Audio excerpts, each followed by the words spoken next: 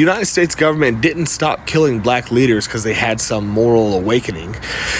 They stopped because they didn't need to anymore. Once they wiped out the radicals, Malcolm, MLK, Fred Hampton, all of them, the revolution got cut off at the knees. After that, why waste a bullet when you can just kill a movement before it even starts? By the 80s, they swapped out black power for black profit. They handed out a few golden tickets, made sure there were just enough rich and famous black faces to sell the idea that the system works. Instead of liberation, they handed out contracts, endorsements, executive positions. Instead of black power, they gave them black excellence. And look, ain't nobody saying black folks shouldn't be successful. But success inside the system is not the same as dismantling it. They let a few through the gates just as long as they played by the rules. And those rules, stay in line. Talk about personal success, not collective struggle. Build a brand, not a movement. They don't gotta assassinate anyone when they can just buy them out. Or better yet, turn them into a joke. Look at what they did to Colin Kaepernick. Stood up for something, got blackballed out of the league. Angela Davis spent decades on FBI watch lists. Fred Hampton, they learned their lesson from him. Don't let him get big enough to matter in the first place. So now they just lock them up before they can get too loud. Call them terrorists, call them extremists, turn them into a headline, a mugshot, a social media circus. And for the rest, they dangle the American dream in front of them like a carrot. Work hard, climb the ladder, keep your head down, but for whose dream?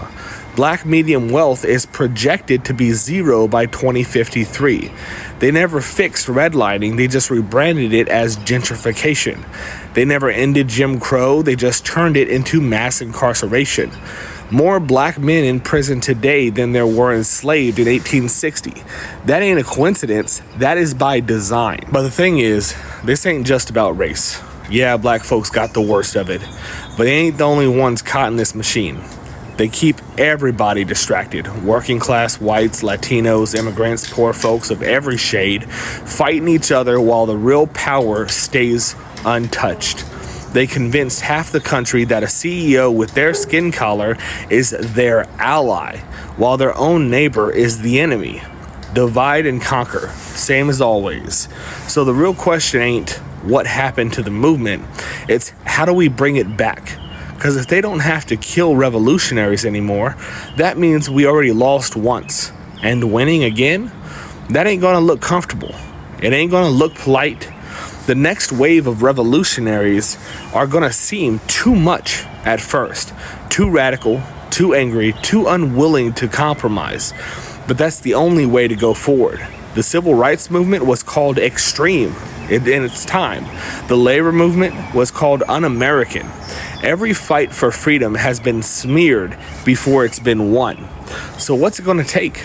Because if history's got anything to teach us, it's that nothing changes till people get real uncomfortable. The system don't break itself. The question is, are we ready to break it?